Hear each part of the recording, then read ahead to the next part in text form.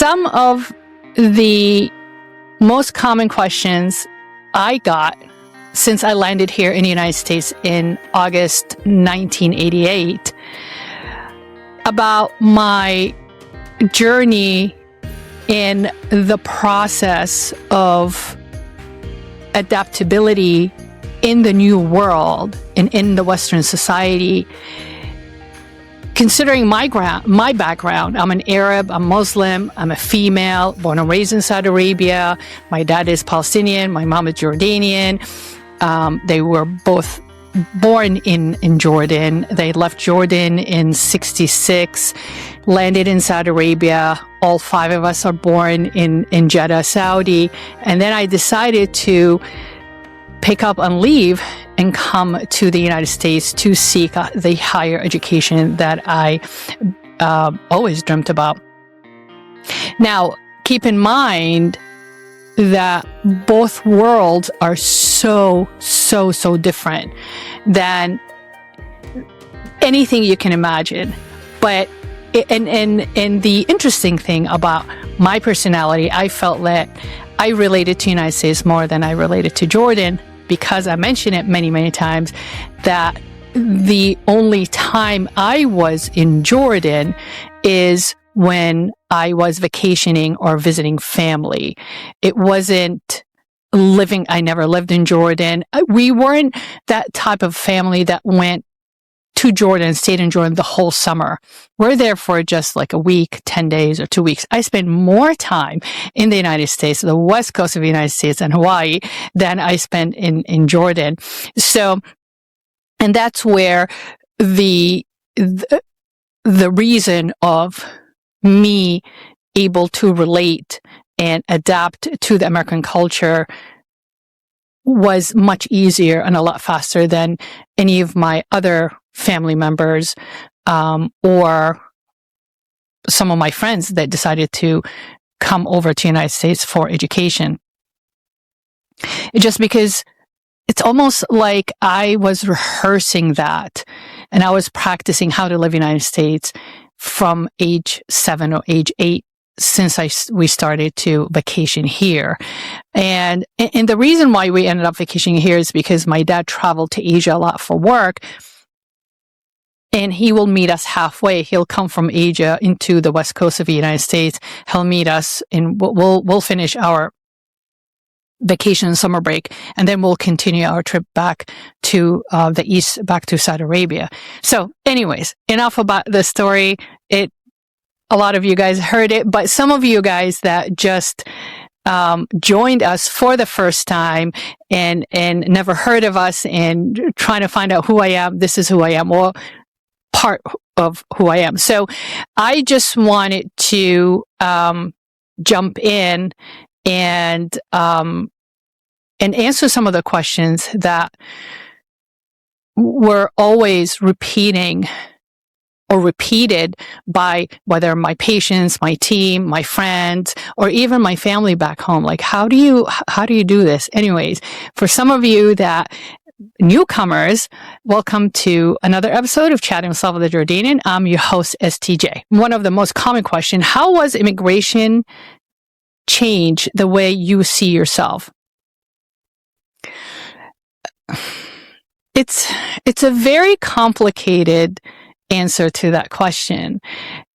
Change is not the right word in a sense that immigration gave me personally the opportunity to discover and uncover some of the abilities that I did not know I had when I was living in the old world. A little bit of background. All right, real quick. Living in Saudi Arabia, it was a very sheltered and very controlled environment in a sense that I could not even answer the door if somebody knocks on our door or rings the bell, because it was not culturally acceptable for a young woman to just answer the door for a stranger. You don't know who's behind that door. And I think part of it, I don't think Jordan is that way. Part of it is because Saudi Arabia, remember, follows the Wahhabism method of practicing Islam, and also the social and the cultural expectations from women in that society. Not anymore. I heard that now it's open and it's very, very different now. Women are driving. And anyhow, my time in the 70s and the 80s, you could not do that. So everything was done for us. Everything was done by going through different stations and different channels to get things done as a woman. So let me give you an example. If I wanted to go visit my aunt's house, my sister's house, I have to ask my mom, and then my mom has to ask my aunt that Slava wants to go see come to your house and see her cousins. Then my aunt will ask when and how and who's bringing her and how she's getting here. Oh, it's going to be a driver. Who's driving her? Who's coming with her? Is there going to be a chaperone? It's like, oh my God, I just want to go see my cousins. But it takes like a long phone call trying to figure out. Slava, the 16 or the 15-year-old, is going to jump in a car with a driver, with a chaperone or one of her brothers to make sure she arrives at her aunt's house safely and comfortably to go see her cousins. So just an example is very, very simple things. So I realized after high school that this is not sustainable. You cannot get stuff done, especially when I found out for sure or confirmed to myself that this is exactly what I wanted to do for the rest of my life, is to become a dentist. How am I going to manage to go to school every single day and get the stuff that I need to get stuff done? It wasn't practical.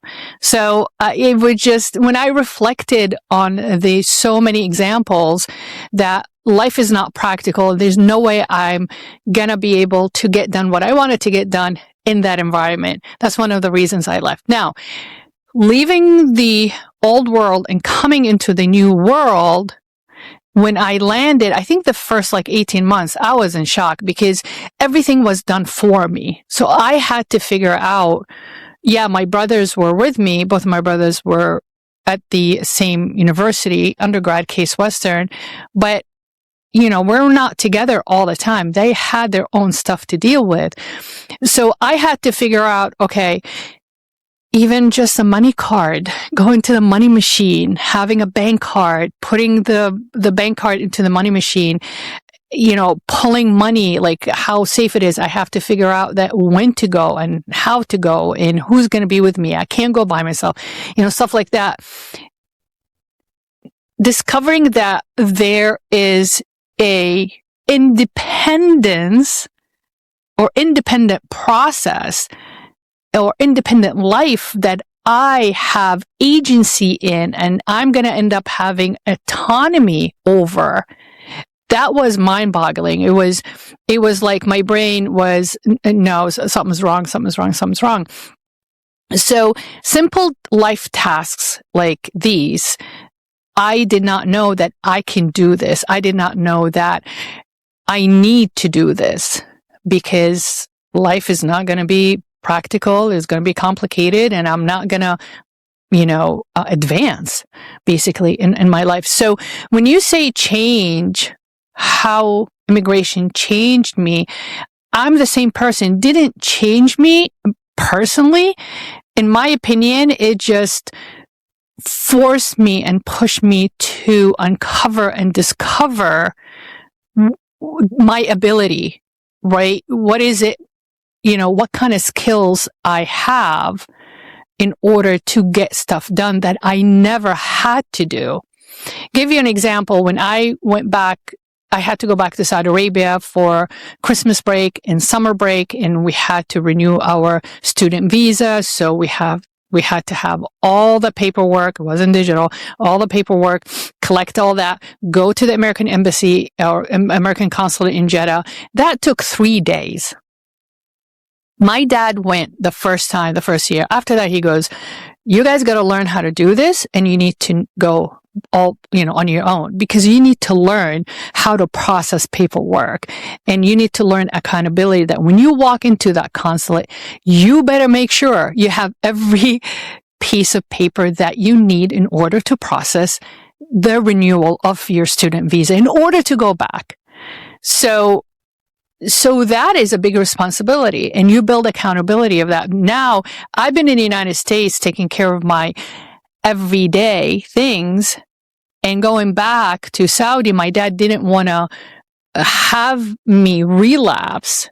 Oh, I'm back to Saudi. Everybody's going to take care of everything for me. He just said, no, you're going to regress, right? So, and he didn't want me to go backwards and then having a hard time going back to the U.S. And it's like, oh, I wish my dad was here. I wish my mom was here. They can take care of these things for me. He goes, no. You got to keep going. You got to keep moving forward. So we had to take care of that. And that builds, like I said, accountability, responsibility. You build this mindset or mind process that, okay, I need to get this, you need to get that done. Troubleshooting, you just on your feet and constantly thinking on your feet and troubleshooting every time you hit a brick wall, it's like, okay, I can't go this way. I got to make a right and make a left. You have to make decisions on your own. So that's how immigration and leaving the home world, coming to the new world, really helped me understand that I need to get this done, and how am I going to get this done? And you start researching too. Okay, what are the challenges I have to go through? What are the resources do I have? Ask some questions, reach out to the people that can help you, so far and so on. I hope that answered the question. The other one is, what strengths have you discovered in yourself through your journey? And I just touch base on that, independence, knowing that you have the independence from that culture, and having, like I said, the agency and autonomy over your life. It's really a weird concept, because you have to understand that the Arab society, the traditional Arab society, it's all about family, and it's all about, just like the hive, the beehives, we're all moving together, right? We're going together to eat. We're going together to pray. We're gonna say goodnight together. We're gonna wake up together. We're gonna go to school together. We're all together. And now when you split out of the beehive, and just, you're like, whoa, it's almost, you lose your path, and you lose your direction, you lose your way, to a certain point, and you have to find your own way, right? So it's funny, that was the second question I wrote, because that, one fell into the other. And what moment that made you feel that you truly belong? Oh, this question I get a lot from my patients, especially my patients that have traveled international, whether for work or they lived there for a while because they were born in a different country, whether Germany or England or Portugal or even Spain. I had patients that lived in South Africa because of their dad's work, and we always, when I see them in my clinics, we start talking about that. Or that question sometimes comes from a first generation Arab American, that, they're struggling between the two worlds and the two identities. And they asked me, they said, when did you find out you belong? Honestly, never. To answer that question, you never feel you belong anywhere. You feel like you're constantly between two worlds, and it's almost you have to make your own world inside your head, and that's the world you belong to, is your mindset, right? But physically, emotionally, practically, you that's just me personally. I don't feel I belong neither here or there, because the challenge is when I am home, I am too American. I feel I'm too American to be an Arab. And when I'm here in the United States, I'm too Arab to be American. And I'm 57 in June, 57 years old. And I still don't feel like I belong 100% like I used to feel when I was younger in Saudi Arabia. Even in Saudi Arabia, though, come to think of it, I always felt when I'm in Saudi, I'm too Jordanian to be a Saudi. When I'm Jordan, I'm too Saudi to be Jordanian. Because when I'm in Jordan, I don't know why, I behaved like a Saudi. And when I'm in Saudi, I behave like Jordanian/Palestinian. They're the same culture. By 11 teen. So I didn't feel like I really belonged. And I think that settled more after high school, when I had to make the decision to be somewhere for education or for dental school. So but one of the questions that I ask myself is that what would it take from me to feel that belonging that I'm constantly looking for?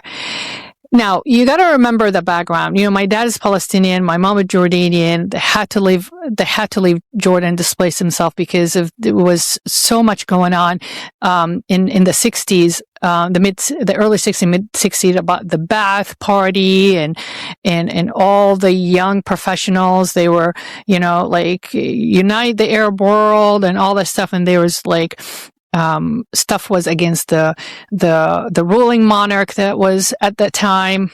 So they just wanted to leave and start their life in somewhere that it just has nothing to do with Jordan, basically. So when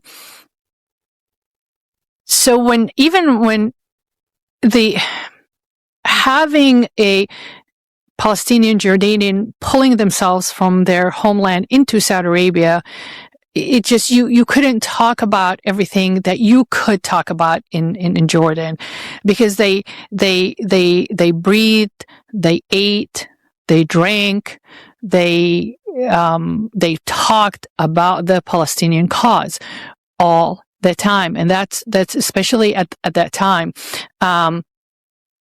And as you know, you have, Egypt entering the war in 1973. Egypt fought the war in 1967, and that's when my parents left Saudi Arabia. So there's a lot of political turmoil. There's so many opinions, division, polarization, who your side you're on, and all that stuff. My mom told me that when they went to Saudi, they felt like it was, they were activities, but not like the Levantine region, like Jordan, or you were in Syria or Lebanon. Saudi Arabia was a lot calmer. Saudi Arabia was busy trying to build their economy, and that's why the influx of the young professionals was so high in the 50s and the 60s to build all the system, education system, financial system, industry, oil, all that stuff, and they needed experts to train and educate the Saudis to run their own country, basically. So it's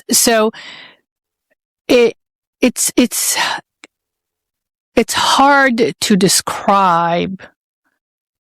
Almost your senses, they quiet down when you displace yourself from that region into a region like into Saudi Arabia, the Gulf, or even into United States or Europe. So, and that's why you leave that part of you behind. When you leave that part of you behind, then you're like, okay, that was part of my identity. That's what the most topic we spoke about. It's like, what's going to happen tomorrow? What's going to happen next week? Constantly politics, news. And when you come to the Western world, Nobody cared, especially the United States.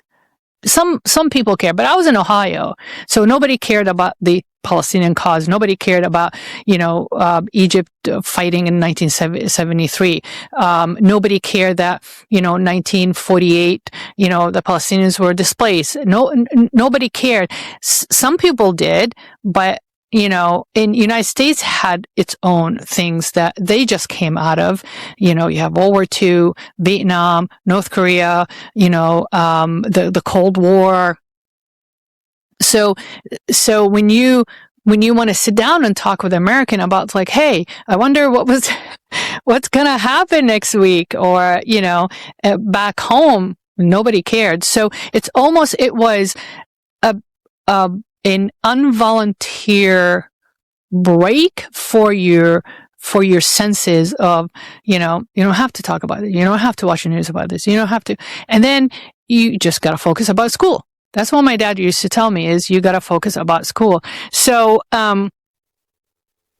the other thing that about, belonging is when you displace yourself without the whole family structure that you used to, and you leave on your own, that part of your identity you leave behind, because you don't have the family to remind you. It's like, hey, come over for dinner. Hey, come over for lunch. Hey, what are you guys doing this weekend? Hey, so-and-so is getting married. Hey, so-and-so has a birthday. There's none of that. So when I left my home world and I came to the United States, I came as an undergrad student. Then I met my Egyptian darling, as I call him, and then I got married. And then I moved to California with him because he was in graduate school. It was just me and him. So I was by myself with my brothers. I got married. Then, okay, my family I have a partner now, so I have some kind of a family, which is me and him, but it was me and him for 2 years. Then I came back to the East Coast. I got accepted at NYU Dental School.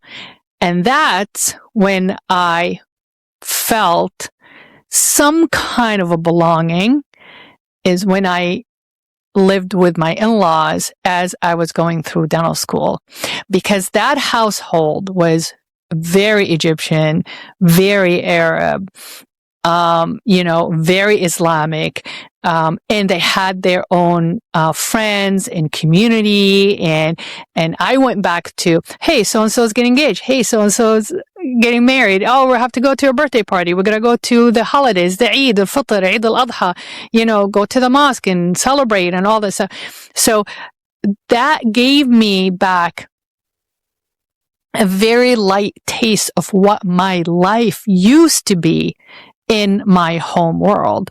So, like I said, I hope that answers the question of belonging.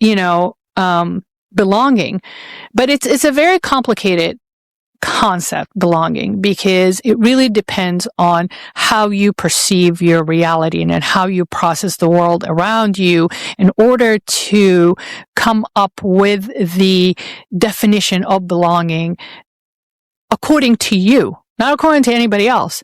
Because when you leave your home world and you end up in the new world, you're creating a new world, you're creating a new life, you're creating a new community, you're creating a new family, you're creating a new customs, tradition. What do you want to celebrate? Do you want to celebrate Christmas, or you want to celebrate, Eid? Do you want to celebrate Easter, or you want to celebrate, do you want to celebrate birthdays? Maybe you don't want to celebrate birthdays. Do you believe in marriages? Do you believe in weddings? Do you want to have a wedding? Or do you don't want to get engaged? Because back home, we have Irat al-Fatiha, then the engagement, then Katbi Kitab, then the wedding. Then you leave. So we have like 4 parties before you even leave your nest. You leave your family and you move into your husband's home or apartment or house that you buy together, you build together, whatever.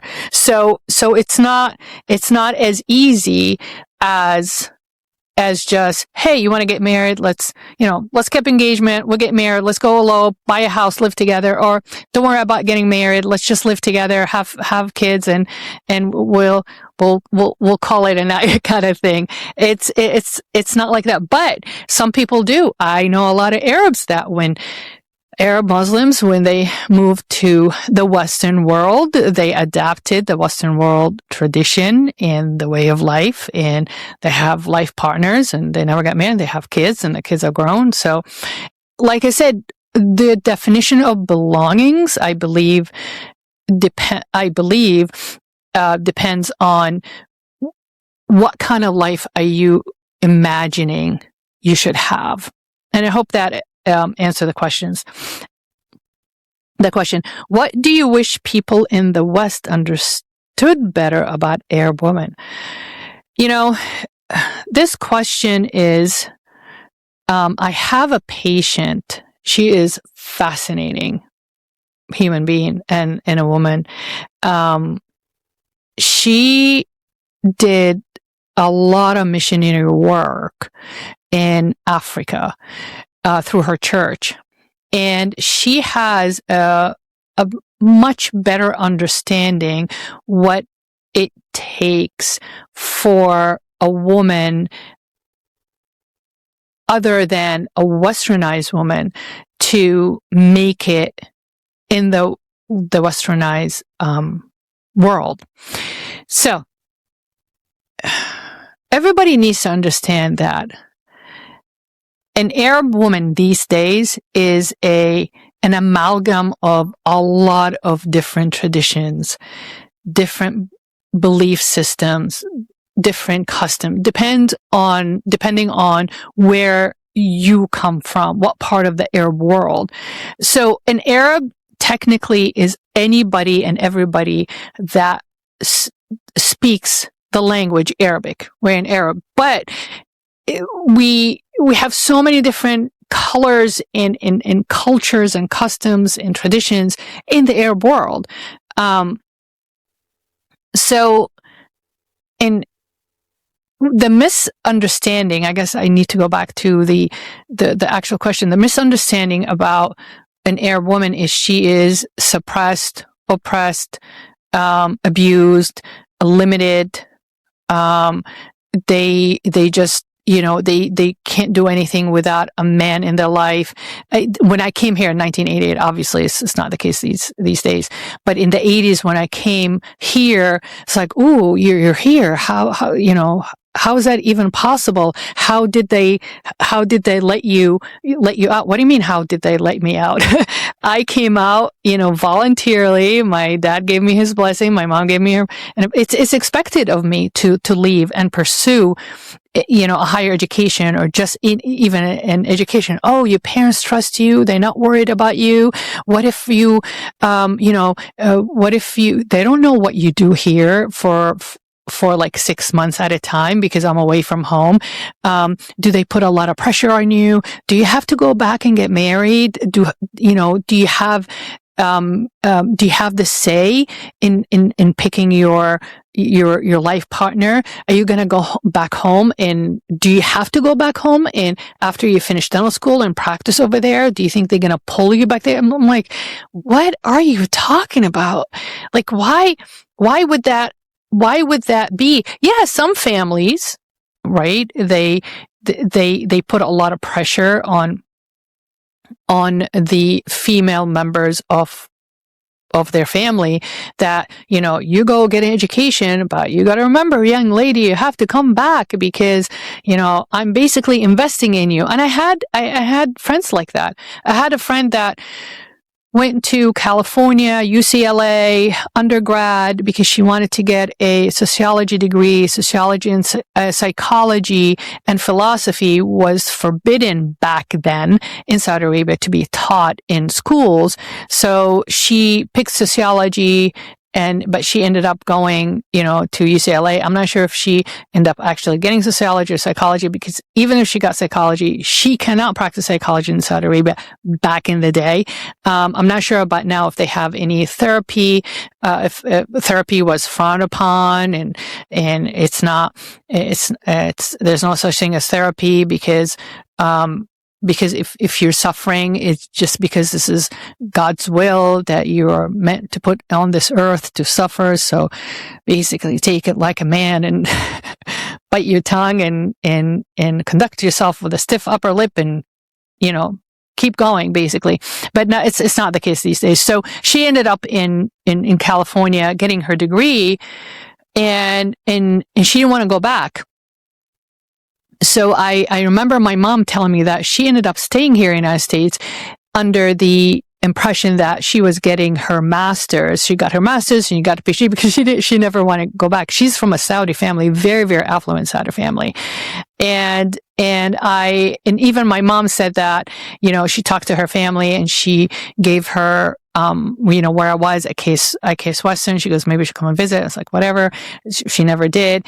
And then I ended up getting her phone number when I was in Saudi on a break, but we never reconnected. So I heard about her through the grapevine that she ended up PhD, but they had to pull her back to Saudi. She couldn't just stay in the United States.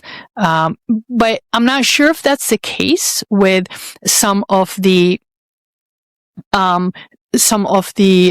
affluent families right now. Do they practice the same thing? I don't think so. I think you're, to a certain degree, I guess, you do have the responsibility to stay connected to the tribe, I call it, which is the family, because you are raised with the mindset that you're responsible for your family's name. You gotta make the family proud of you and don't soil the name and all that stuff. But my mom worried about this stuff. My dad didn't care. He said, do your own thing.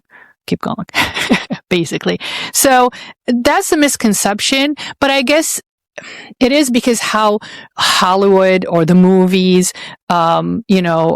portrayed us, that, we have no rights, we have no say. No, I mean, the school that I went to, it's a private school, and I went to, with members of the royal family, the most affluent, influential, powerful families in Saudi Arabia went to my school. We used to talk a lot about that. We used to talk, I was like, where do you see yourself? Where do you think you're going to go to US? You think you'll live somewhere else other than here? Oh, you must be, I envy you because you're not a Saudi and you don't have to worry about, keeping the family name intact and come back. You can go wherever you want. And we used to talk, we're kids, we're like high school kids, and we used to talk about, like, I wonder where you're going to end up. And even after I graduated from high school, because I stayed in Saudi for about 18 months, I went to the University of King Saud in Riyadh and about a semester in King Abdulaziz in Jeddah, just to test the water. If you guys wondering about that, please check out my episode. I think I did it in season 1 about that. And we used to get together. I stayed in touch with my classmates, and we used to talk a lot. Some of them were already married, and they go into school part-time and they want to pursue a degree. And we used to just toss some ideas, wonder where we're going to end up, wonder what we're going to end up doing. So anyways, but it's a subject that's going to take a lot of episodes to cover, but it's not a cookie cutter. So not you have to know the family to really understand their priorities and what's important to the family and how they conduct themselves. But that's back in the day. I'm saying these days the situation is completely different. So moving on, do you feel that your voice was heard equally in professional settings? So this question, I remember, rose when I was going through what I call my dental divorce, when my partnership got dissolved. Basically, I was kicked out. And my partner at the time, we were just trying to figure out why and what and how. And my husband was with me in that meeting, and he looked at me and he said that, I know that you're going to hold a grudge against me because you think that I'm pushing you out, but I'm doing the right thing for the practice. I'm like, I am the practice. But he said that you are going to hold a grudge because you're a woman. And women always hold grudges. And my husband was sitting there. He goes, what where's this coming from? Like, why are you talking to her that way? You know, you're the one who wants her out. She wants to stay. So anyways, so I, from that moment, I thought to myself, you know, he will never accept me as a equal partner, you know, like gender-wise or genderless equal partner. And I always wondered, is it because I was an Arab woman? And I will never find out the answer to that question because, you know, of course we split. It was a very ugly, split. And I would never ever talk to him again because I will never forgive him, for what he did to me. But I like to think about it as the blessings in disguise, because if that did not happen, I would have never ended up creating my brand. And that's why I believe things don't happen to you, things happen for you. And in a sense, I am, you know, I have so much gratitude and I almost thankful that he did. At that time, I did not know why this is happening to me, but now I know over a decade later. But sometimes that's what it will take to find out why things are happening to you or for you. So that's the only time that somebody that I partnered with business-wise, and I spent 11 years with, working hard, saving that practice after his senior partner passed away, that made me say, I don't think he ever accepted me as an equal, you know, as an equal partner, a professional partner, a colleague, or maybe it was the heat of the moment that he was very stressed out and angry and bitter and he just lashed. I really don't know.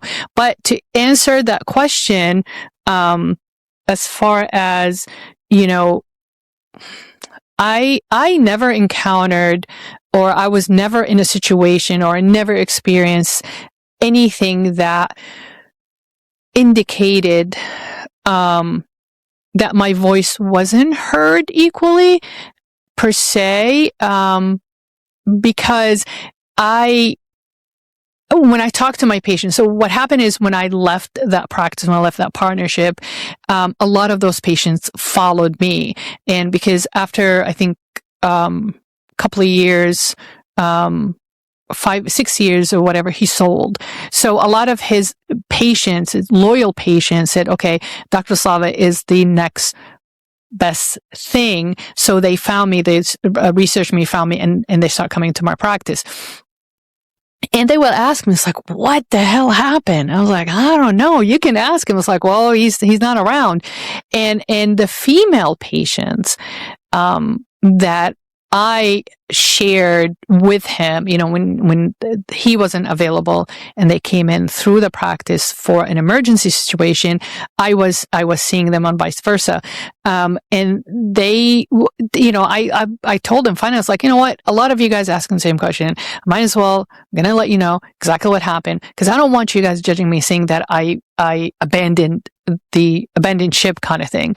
This is what happened. So the female patients, his female patients, I would say, well, I think that was done on purpose. I don't think he really admired you as a partner. So, and that's another time, I think one of the 2 times that I thought to myself, was I not hearing it? Was I not seeing it? Was I too busy trying to build the business? I was so focused on the business that I wasn't paying attention.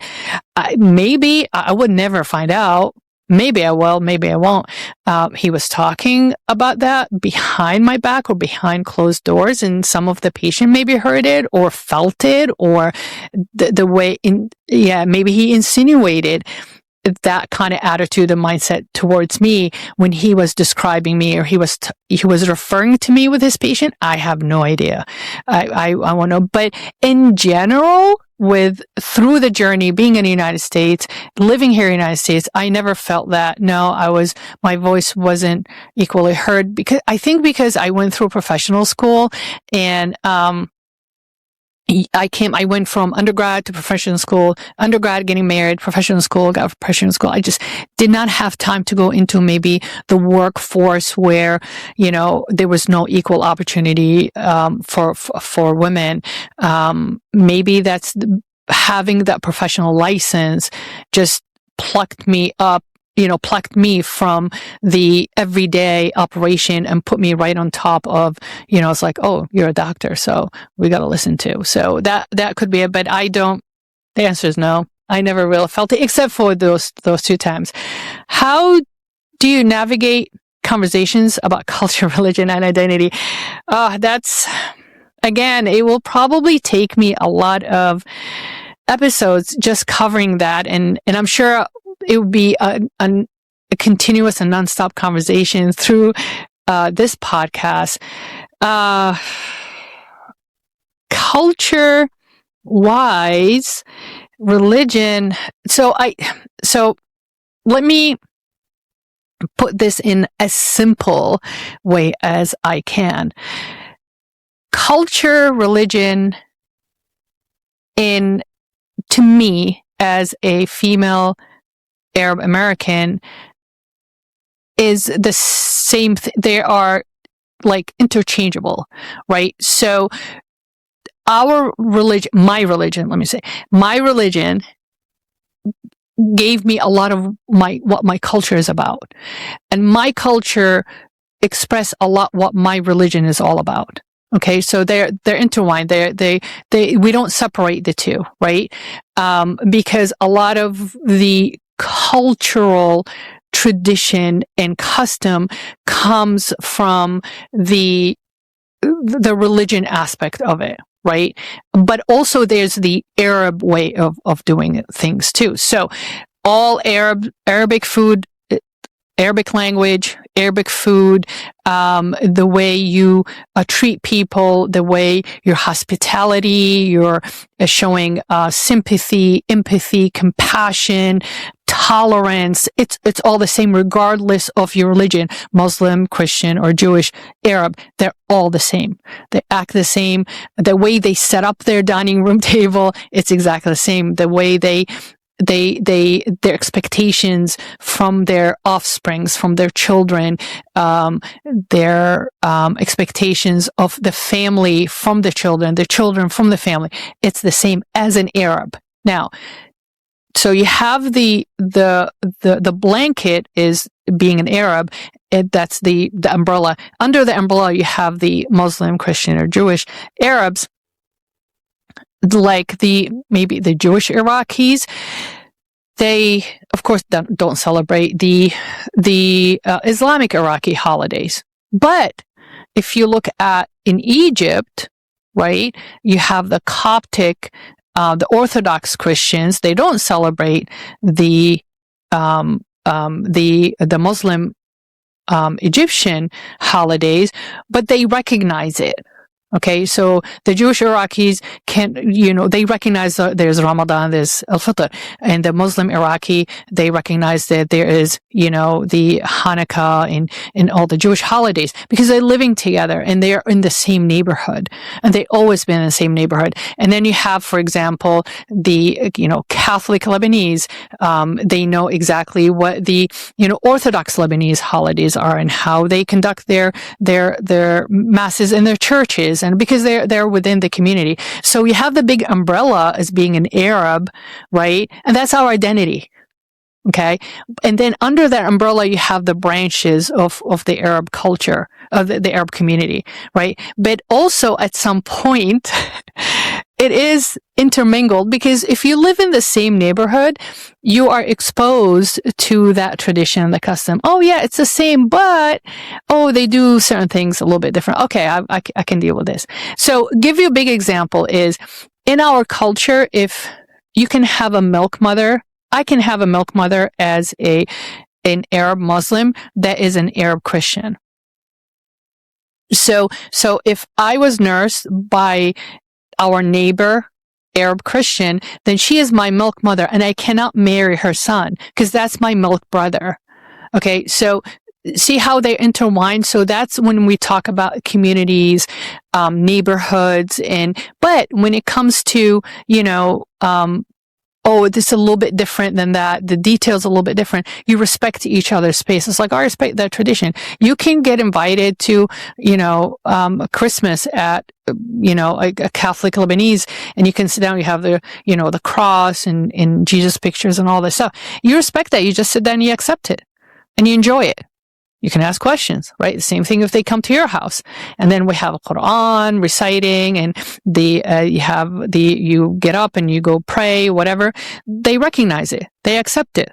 They respect it. It's okay. They tolerate it. It's not like, oh, I'm offended because you got up and you interrupted the meal because you have to go and pray. That's not the case, with that because we're all Arab, right? Under that umbrella. And then you have the little sects between, the Arabs. So that's our identity. Arab is our identity. So coming to the New World, let's take that and apply it to the New World and the Western world. For me I will relate, and I feel like I belong as an Arab Muslim in the United States. If I go into an Arab Christian store, they sell the same food, except instead of having the word Allah up, you have the Jesus Christ picture right on it, or the cross. But it's the same. It's the same food, the same spices, same cheese, same bread, same everything. So I feel as an identity that, I feel like home with that store than to go into the Hannafords, right? Or the Shaw's or the whatever, or Whole Foods.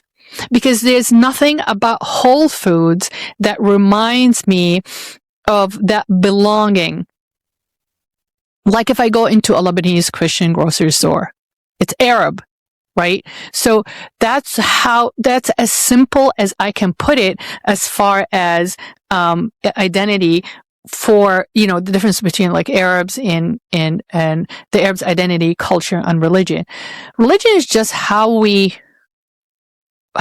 express our gratitude and worship God. That's it. That's what the religion is. But we don't deny the Arab Christians or the Arab Jews. We don't. And vice versa. We know that they exist.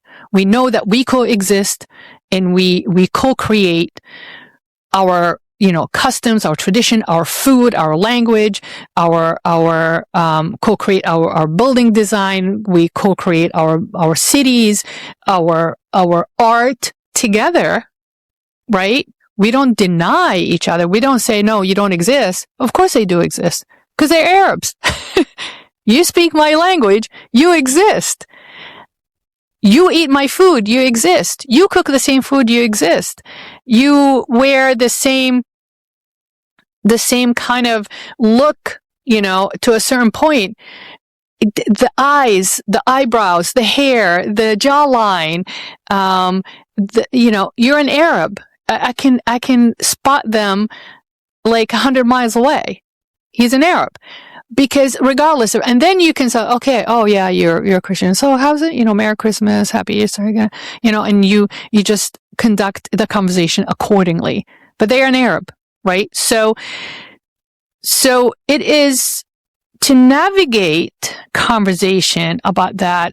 I believe it's the hardest conversations I would ever conduct with anybody from the Western world, because the misconception and the stereotype and the stigma and how we are constantly fighting each other, which we did, and that's what brought down the Ottoman Empire, which is the longest reigning Islamic empire in our history, is the Ottoman Empire.